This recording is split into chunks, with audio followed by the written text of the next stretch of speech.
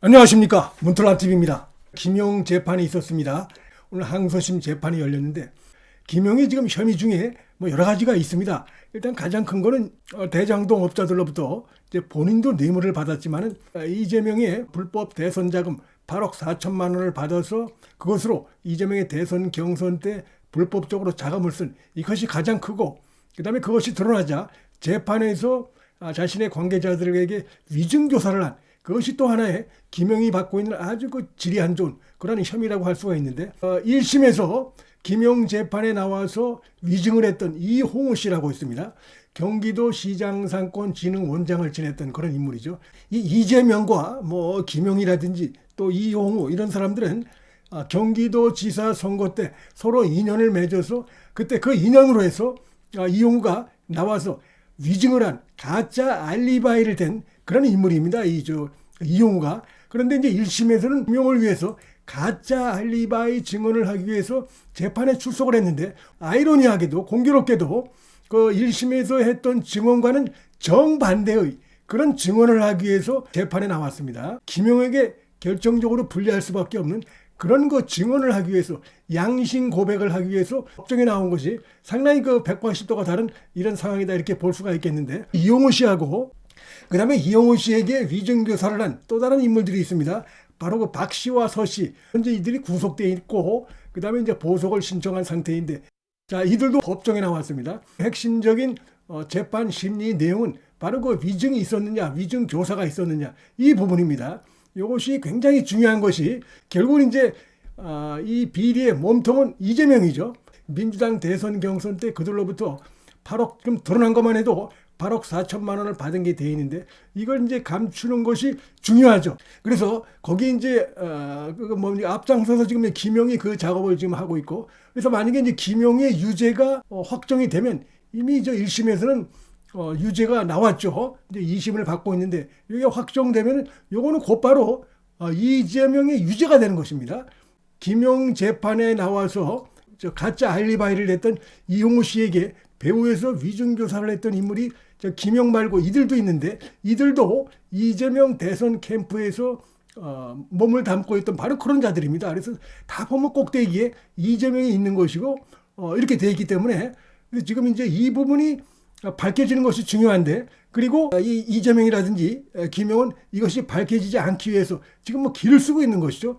이것이 밝혀지게 되면은 결국 김용의 유죄고, 김용의 유죄는 곧바로 이재명의 유죄가 될 수밖에 없고, 이 김용 유죄가 이제 지금 이재명 재판이 아닌 다른 곳에서 열리지만, 이게 지금 이제 보면은 김용도 그렇고 또 얼마 전에 구속된 김민섭도 그렇고, 곧 1심 선고가 6월 7일 날 나올 이화영도 그렇고, 다 이들 모두가 보면 이재명의 유죄를 뒷받침하는 그런 식의 선거 효력을 갖고 있다, 이렇게 볼 수가 있습니다. 직접적으로 이재명 재판에 나오지는 않지만 그 주변에서 이재명을 둘러싸고 여러 재판에서 지금 이제 결국은 유죄가 되느냐, 유죄가 나오느냐 안 나오느냐에 따라서 이재명의 유죄와 직결될 수밖에 없는 그런 재판이 여러 곳에서 열리고 있는데, 실제로 보면 김인섭도 유죄, 그 다음에 김용도 유죄, 이화영도 유죄, 이렇게 될 가능성이 큰데, 그 중에 하나 김용의 항소심이 열리고 있는데, 여러 혐의 중에 위증을 했느냐, 위증 혐의가 있었느냐, 누가 했느냐, 이 부분인데, 자, 지난 1심 때와 달리 이홍우 씨가 양심 고백을 했습니다.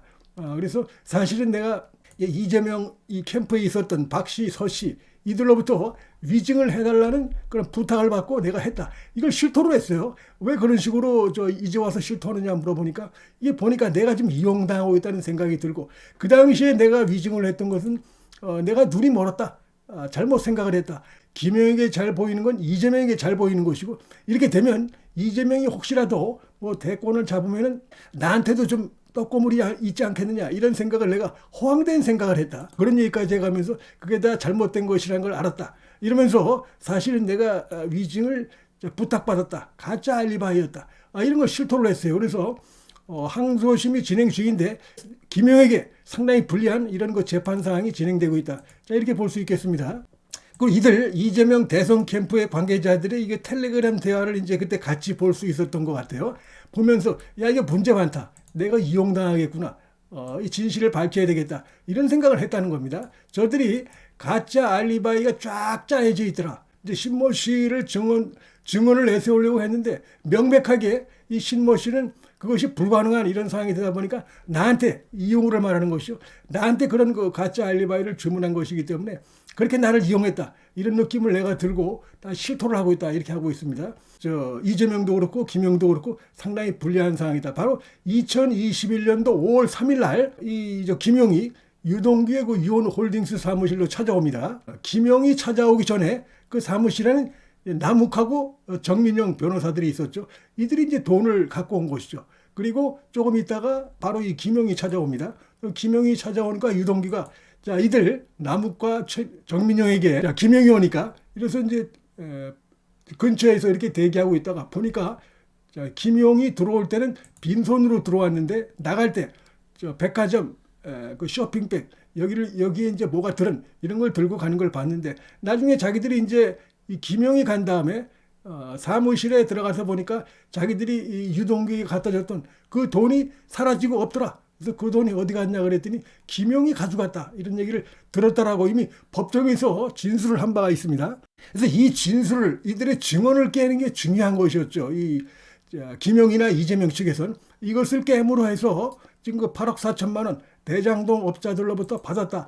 이거를 깰 수 있는 이렇게 연결고리가 되기 때문에 길을 쓰고 이거를 깨기 위해서 김용 1심 재판 때 결국 이제 가짜 증언까지 내세워서 했다가 그게 오히려 들통이 나가지고 그 위증교사 했던 서 씨와 박 씨는 좀 구속이 되고 그다음에 이홍호 씨는 나중에 자기가 이실직고를 했습니다. 그래서 이실직고 안 했으면 여기도 구속될 뻔했는데 다 실토하는 바람에 구속은 면했죠. 그리고 이제 지금도 자기가 그런 식으로 협조하는 게 자기에게 이득이 될 것이라고 당연히 판단하겠죠. 그래서 지금 이제 모든 것을 실토하고 있고 1심 때와 달리 김용의 항소심에 나왔는데 완전히 다른 얘기. 1심 때와는 김용에게 아주 불리한 얘기고 이재명에게 아주 불리한 얘기입니다. 그래서 이런 얘기를 했기 때문에 결국은 뭐 김용 2심에서도 유죄가 그대로 이어질 가능성은 크고 그래서 지금 뭐 빼도 박도 할 수 없는 상황이다. 뭐 이화영도 좀 있으면 이제 선고가 나오고 이 김용도 이렇게 해서 항소심은 빨리 진행됩니다. 1심하고 달리. 그다음에 또 다른 측은 김인섭도 백현동 관련해서 이재명 정치상들과 이렇게 해서 야합해서 불법을 저지른 혐의로 해서 이미 그 김인섭도 구속이 돼 있고. 근데 여기서 이제 위증교사를 과연 그 서 씨하고 박 씨만 했느냐? 이미 이때 이 서 씨하고 박 씨가 이용우에게 위증교사를 할 때 그때 이 김용도 보석 상태였어요.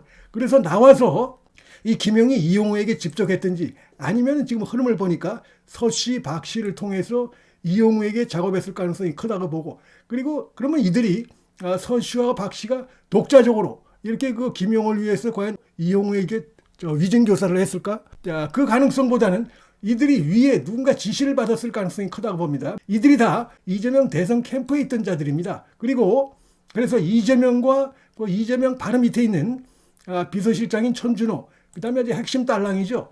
이재명 코를 파준 그걸로 유명한 박찬대, 천준호. 이들이 지금 보면 여기저기서 드러납니다. 이들이 서 씨하고 박 씨, 이들 배후에 있을 가능성이 크다고 봅니다. 이재명과. 그 다음에 지금 보면 이화영이 부인이 나오고 여러 가지 뭐 변호사가 바뀌고 재판장에서 난임이 있었을 때 보면 결국 이들이 또 등장합니다. 박찬대하고 천준호가. 그래서 이들이 지금 이재명 재판 관련해서 여기저기 이들이 마술을 뻗쳐가지고 위증을 교사한다든지 이러고 있는 의혹을 받고 있고 그래서 검찰이 지금 박찬대하고 천준호에 대해서 이미 수개월째 보안 요청을 하고 있는데도 지금 나오지 않고 있는데 지금 이제 검찰이 딱 예의주시하고 있다가 봅니다. 이제 조만간에 결정적인 그거 나오면은 이들은 곧바로 긴급 체포될 가능성이 높은 인물들이에요. 그만큼 또 이재명과 착 달라붙어 있는 겁니다. 그 이제 박찬대가 이번에 단독으로 원내대표 추대가 됐는데 지금 뭐 하여튼 자기는 이재명을 목숨 바쳐 구하겠다. 지금 이겁니다. 지금 천준호도 핵심적인 멤버고 이들이 똘똘 뭉쳐가지고 지금 이제 이재명의 지시를 받아가면서 여러 가지 그 측근들 선고에 재판에 이렇게 개입하면서 위증 교사를 한 이런 부분들이 지금 검찰에서 예의주시되고 있고 뭐 하여튼 시간이 가면은 결국은 이 범죄는 드러나게 돼 있고 진실은 드러나게 돼 있는데 이미 이재명의 핵심 측근 중에 하나인 김용이 지금 발악을 하고 뭐 이러고 있지만 지금 그 항소심에서부터 본인에게 매우 불리한 벌써 이런 식으로 나오고 있기 때문에 2심에서도 김용은 유죄가 나올 가능성이 크고 이렇게 되면 결국은 뭡니까? 이재명 유죄로 가는 것이고, 이화영도 이제 유죄가 나오면 결국 이재명 유죄로 가는 것이고, 뭐 김인섭은 이미 구속돼 있고, 시간이 좀 걸릴 뿐이지 초침이 째깍째깍 돌아가고 있는 상황이다. 이렇게 말씀드릴 수 있을 것 같습니다. 문틀란 TV 여기서 마치겠습니다. 시청해 주셔서 감사합니다.